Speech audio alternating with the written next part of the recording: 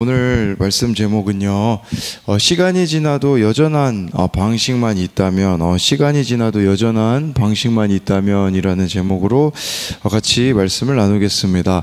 이렇게 제가 이 시간이 지나도 여전한 방식만 있다고라고 잡은 것은 오늘 말씀해 보면요, 이 역사적인 기록들을 참고해 봤을 때 다니엘의 나이가 한 80세가 넘은 나이입니다.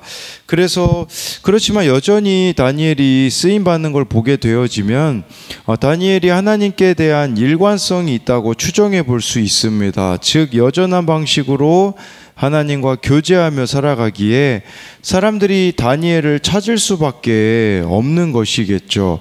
제가 이렇게 말씀드릴 수 있는 것은 11절에 이 왕비가 벨사살 왕에게 다니엘을 거룩한 신들의 영이 있는 사람으로 표현하거든요. 그러니까 다니엘이 끊임없이 성령의 사람으로 살았다라는 것으로 볼 수가 있어요. 즉 성령 충만한 사람으로 그는 하루하루를 살아냈다라는 것이겠죠. 네, 그랬을 때 참 좋아요. 여러분들이 우리를 두렵게 하는 문제들이 항상 있잖아요. 그런데 우리가 그 가운데 성령의 다스림을 받는 자로서 매일매일 살아가는 또 그런 자들이 되면 얼마나 좋을까 생각을 하게 되어지며, 또 13절에요 왕이 다니엘에게 말하되 라고 나와 있어요. 다니엘이라는 이름이 쓰이죠. 원래 벨드사살로 이름을 바꿨잖아요. 그런데 다니엘이라고 말하는 것은 그는 하나님 나라 백성의 정체성을 지키고 살아갔다라고 할 수가 있습니다. 그래서요, 참 우리가 여전한 방식으로 하나님과 교제하는 자가 되기 위해서 두 가지를 살펴볼 텐데요.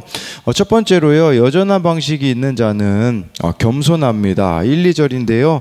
벨사살 왕이 그의 귀족 1000명을 위하여 큰 잔치를 베풀고 그 1000명 앞에서 술을 마시니라. 벨사살이 술을 마실 때에 명하여 그의 부친 느부갓네살이 예루살렘 성전에서 탈취하여 온 금, 은 그릇을 가져오라고 명하였으니 이는 왕과 귀족들과 왕후들과 후궁들이 다 그것으로 마시려 함이었더라. 네, 여기 보면 느부갓네살 이후로 등장하는 왕이 벨사살 왕인데 2절 말씀에 보면요, 그의 부친 느부갓네살이라고 했기 때문에 이 벨사살이 느부갓네살의 아들인 것처럼 보이나 실제 역사적인 기록에 의하면 아들이 아니었었어요. 그래서 이 벨사살이 손자로 보는 견해도 있고 다양한 견해가 있더라고요. 그런데 이 벨사살은요, 느부갓네살 왕의 아들이 아니라 나보니두스 왕의 아들이었다고 합니다. 이 나보니두스 왕을 끝으로 바벨론이 끝나거든요. 아니 그런데 그 아들이 지금 어떻게 왕이냐 이렇게 생각할 수 있거든요. 왜 이러냐면 나보니두스 왕이 17년 동안 바벨론을 통치하는데 마지막 10년은 날마다 전쟁을 치렀다고 합니다. 그러니까 자기는 전쟁터에 나가야 되니까 10년 동안 바벨론 내정을 맡길 사람이 필요했고, 그때 아들 벨사살에게 통치권을 위임해 바벨론을 다스리게 한 것이겠죠. 그런데 왜 굳이 성경은 그의 부친 느부갓네살이라고 했을까요? 느부갓네살과 벨사살을 비교하고 있는 것을 뜻하는 것이에요. 이 느부갓네살은 여러 가지 낮아지는 사건들을 통해서 겸손해졌지만 이 벨사살은 겸손하지 못하다라는 것을 대조적으로 보여주기 위함입니다. 1절에 보니까요, 벨사살이 큰 잔치를 베풀고 1000명 앞에서 술을 마신다라고 말씀해 주고 있어요. 2절도 술을 마실 때에 이 술이요, 뭘 말하겠습니까? 포도주를 가리키는 거죠. 1, 2절에 포도주가 나와 있는데 이것은 무엇을 떠오르게 하겠습니까? 바로 다니엘과 세 친구들이 왕의 음식과 왕이 마시는 포도주를 거부했던 것을 떠올리게 합니다. 그렇다면 다니엘과 세 친구들이 왕의 진미와 포도주를 거부했었던 것은 단순히 음식을 거부한 게 아니라 바벨론의 풍요로움, 위세, 자랑, 교만, 무질서, 퇴폐에 대한 거부라고 할 수가 있는 것입니다. 여러분, 겸손이 무엇이겠습니까? 이러한 것들을 거부하는 게 겸손이에요. 겸손은 하나님만이 내 삶의 중심이자 전부임을 인정하고 고백하는 게 바로 겸손입니다. 그렇지만 겸손하지 못한 벨사살 왕은 어떻습니까? 역사적인 기록에요, 벨사살은요 강력한 왕이 아니었다고 합니다. 매우 힘이 약했던 군주였어요. 근데 이렇게 힘이 약한 군주가 1000명을 위해서 큰 잔치를 베풀고 2절에 보면요, 아니 갑자기 술 먹다가 예루살렘 성전에서 탈취하여 온 금은 그릇으로 가져오라고 했다라는 것은 벨사살이 어떤 사람이었습니까? 허세와 방탕의 사람이었었다라고 볼 수가 있겠죠. 왜 허세와 방탕이 그의 삶에 나타납니까? 바로 그가 약했잖아요. 두려움과 그로 인한 회피의 결과로 허세와 방탕이 나타났다라는 것이에요. 여러분 주변에 허세와 방탕한 사람이요, 바로 두려움과 회피로부터 비롯된다라는 것을 알아야 합니다. 연약한 그리고 불안한 자신의 모습과 마주할 자신이 없기 때문에 허세를 부리고 방탕으로 나아가는 것이라는 거겠죠. 여러분 우리도 마찬가지입니다. 늘 불안한 현실이 있을 수 있어요. 이때 저와 여러분들이 그 모습을 직면하고 인정하는 것이 필요한데, 이것이 바로 하나님께 나아가는 것이겠죠. 반대로 하나님께 나아가지 못하면 이 지금 나와 있는 벨사살 왕처럼 회피할 일들 투성이어서 결국에는 이렇게 방탕과 허세의 열매를 낳는다라고 볼 수가 있는 것입니다. 지금 우리가 살아가고 있는 시대도요, 허세와 방탕의 극치가 아니겠습니까? 왜 이런 일들이 벌어집니까? 하나님을 알지 못하기 때문에 두렵고 그로 인한 회피로 나타나는 것이라고 볼 수가 있습니다. 우리에게 참 이렇게 회피할 용기가 아니라 회개할 용기가 있다면 얼마나 좋겠습니까? 지금 내가 겪고 있는 문제도 회피로 가져갈 게 아니라 회개로 나아가야 되는데, 그 회개로 나아가는 것이 바로 겸손입니다. 5절 6절 말씀을 보면요, 그때에 사람의 손가락들이 나타나서 왕궁 촛대 맞은편 석회벽에 글자를 쓰는데 왕이 그 글자를 쓰는 손가락을 본지라 이에 왕이 즐기던 얼굴빛이 변하고 그 생각이 번민하여 넓적다리 마디가 녹는 듯하고 그의 무릎이 서로 부딪힌지라. 이렇게 방탕과 허세로 뭉쳐진 벨사살 왕이 감당 안 되는 문제를 만납니다. 여러분 우리도 방탕과 허세도요, 감당할 수 없는 문제가 찾아올 때가 있어요. 더 이상 회피할 수 없을 때가 온다라는 것이겠죠.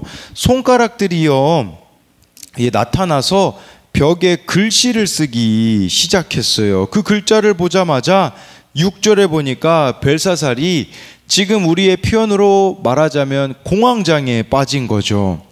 그래서 정말 그에게 닥친 문제는 더 이상 회피하지 말라고 회개하라고 하나님이 주신 사인이라고 할 수가 있습니다. 참 저와 여러분들에게도 이런 일이 있을 수 있는데, 이때 회개의 기회를 붙잡는 겸손한 자가 되어져야 한다라는 것이겠죠. 그래서 이것에 대한 적용 질문도, 하나님이 내 삶의 중심이자 전부이기에, 아까 이게 겸손이라고 말씀드렸잖아요.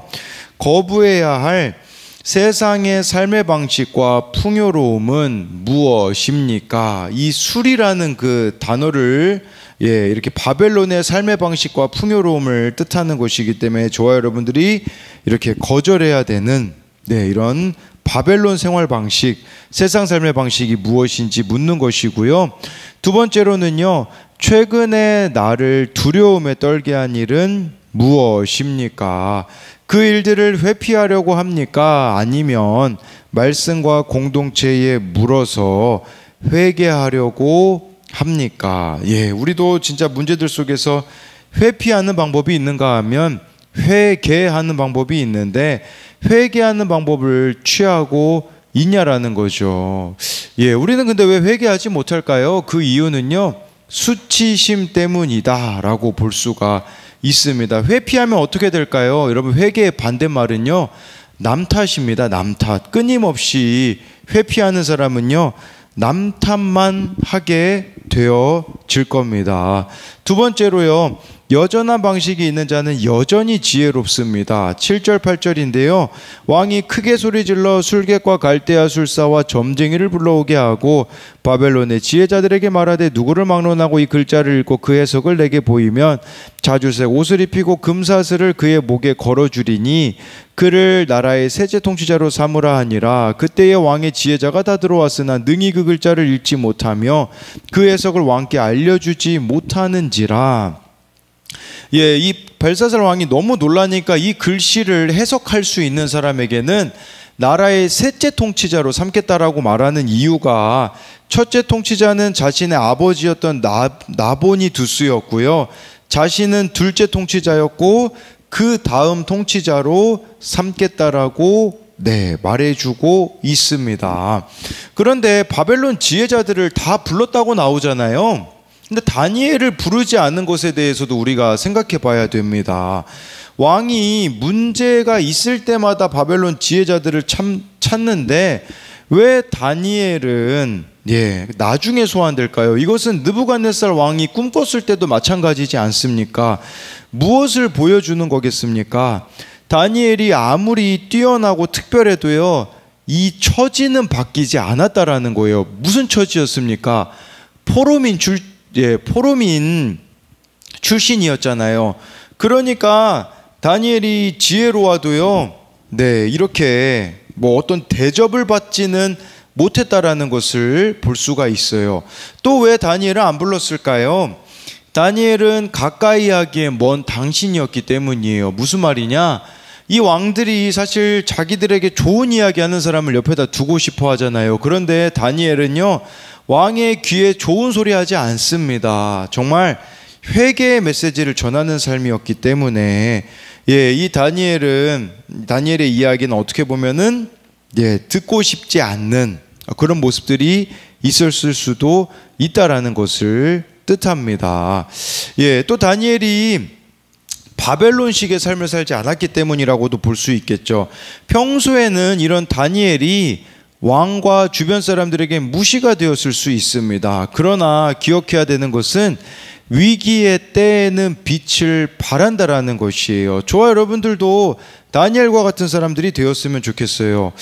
왜 저렇게 살지? 이것은 그냥 막 사는 걸 말하는 게 아니라 왜 저렇게 하나님을 믿지라고 우리가 평소에는 무시받을지도 몰라요. 그런데 정말 그들이 인생의 위기를 만날 때에 이 생각나는 한 사람이 저와 여러분들이 되어야 한다라는 것이에요. 아무도 문제를 해결하지 못할 때 떠올랐던 그 한 사람이 바로 다니엘이었다라는 거죠. 10절부터 12절을 보면 왕비가 왕과 그 귀족들의 말로 말미암아 잔치하는 궁에 들어왔더니 이에 말하여 이르되 왕이여 만수무강하옵소서. 왕의 생각을 번민하게 하지 말며 얼굴빛을 변할 것도 아니니이다. 왕의 나라에 거룩한 신들의 영이 있는 사람이 있으니 곧 왕의 부친 때에 있던 자로서 명철과 총명과 지혜가 신들의 지혜 같은 자이니이다. 왕의 부친 느부갓네살 왕이 그를 세워 박수와 술객과 갈대아 술사와 점쟁이 어른을 삼으셨으니 왕이 벨드사살이라 이름하는 이 다니엘은 마음이 민첩하고 지식과 총명이 있어 능히 꿈을 해석하며 은밀한 말을 밝히며 의문을 풀 수 있었나이다. 이제 다니엘을 부르소서. 그리하시면 그가 해석을 알려드리리이다 하니라. 여기서 이 왕비는 아무래도 벨사살의 아내가 아니라 느부갓네살 왕의 아내였을 것으로 추정을 합니다. 그러니까 벨사살에게는 할머니가 되겠죠. 그래서 여기 보니까 11절에 거룩한 신들의 영이 있는 사람이 있다고 말해주고 있어요. 현재형이라는 것을 기억하셨으면 좋겠어요. 현재형이다. 수십 년이 흘렀어요. 다니엘은요, 현재형의 믿음을 가졌어요. 과거에 내가 하나님을 위해서 교회에요, 과거형의 신앙이 정말 많아요. 과거에 내가 이런 하나님의 은혜를 경험했다, 내가 이렇게 하나님을 섬겼다. 과거도 물론 중요하지만 현재형인가? 신앙은 늘 현재형이어야 됩니다. 지금 거룩한 신들의 영이 있는 사람이 있으니 현재형이라는 것은 여전히 우리로 말하자면 다니엘이 성령 충만한 사람이었었다라는 거겠죠. 우리로 말하자면 늘 말씀과 기도로 충만한 사람으로 다니엘이 살아갔기 때문에 12절에 보십시오. 마음이 민첩하고 지식과 총명이 있고, 모든 은밀한 것들을 해석할 수 있는 부분을 나타내는 거죠. 당시 다니엘 나이가 80이 넘었을 거라고 합니다. 그렇지만 여전히 마음이 민첩한 자죠. 우리로 말하자면 이 마음이 민첩한 자가 뭐겠습니까? 성령 충만해서 오늘 해야 할 적용을 내일로 미루지 않고 세상 욕심을 빨리 포기하는 자가 바로 민첩한 자입니다. 그런 자에게 하나님은요, 끊임없이 지식과 총명을 주셔서 사명자로 살게 하십니다. 다니엘이 노인이 되었지만 여전히 지혜롭다라는 거겠죠. 저와 여러분들이 날마다 이처럼 말씀을 묵상하며 오늘 할 적용을 생각하고 매일 기도하며 하나님과 같은 방향으로 가야 된다라는 것이에요. 이렇게 여전한 방식으로 하나님하고 교제하는 사람의 삶은요, 밝습니다. 희망을 심어주는 자가 된다라고 볼 수가 있는 것이겠죠. 제가 이 오늘 말씀을 80이 넘어도 이렇게 한결같은 다니엘의 모습을 보면서 떠올랐던 그 문구가 있었거든요. 뭐였었냐면, 달아 없어질지언정 녹슬지 않겠다. 달아 없어질지언정 녹슬지 않겠다. 이걸 누가 말했냐면 방지일 목사님이 이야기하셨다고 합니다. 방지일 목사님이요, 103세까지 사셨는데 정말 노인이 되어서도 한결같이 하나님을 사랑하겠다라고 고백하는 것이죠. 방지일 목사님이 또 이런 어록도 남기셨다고 합니다. 언제 어디서나 내가 당한 일은 내 죄보다 가볍다. 내 자랑은 적이 노리는 표적이다. 기도는 죄를 찾는 현미경이다 라고 이렇게 이야기를 하셨어요. 이분 인터뷰한 제가 내용을 찾아보니까요, 방지일 목사님은 평양 숭실대에서 보냈던 대학 시절을 이렇게 말했어요. 그때 강의실 의자가 나사로 바닥에 박혀 있었지 그 의자를 몇 개나 부쉈는지 몰라. 빈 강의실에 앉아 기도하면서 내 죄가 정말로 많다는 걸 알았거든. 의자를 잡고 마구 흔들며 통곡하면서 회개했지. 그래도 다음날 또 죄가 보여. 회개를 할수록 마음을 들여다보는 현미경 배율도 더 높아지는 법이거든. 기도가 이 죄를 찾는 현미경이라고 했잖아요. 근데 날이 가면 갈수록 그 현미경 배율이 높아졌대요. 그래서 이런 질문을 그 인터뷰한 사람이 해요. 그럼 언제까지 회개해야 되는 겁니까? 그랬을 때 방지일 목사님이요, 주님이 오실 때까지다. 사람들은 예수를 배반한 유다를 나쁜 놈이라고 말한다. 그런데 알아야 한다. 나도 내일의 유다가 될 수 있다. 그래서 기도하는 사람은 자신의 죄를 찾아야 한다라고 이렇게 인터뷰한 내용을 보게 되었어요. 저는 이 달아 없어질지언정 녹슬지 말자, 이게 다니엘의 모습이자 우리의 모습이었으면 좋겠어요. 녹슬지 말자, 이 녹슨다는 게 뭐겠습니까? 타락하지 말자라는 것이겠죠.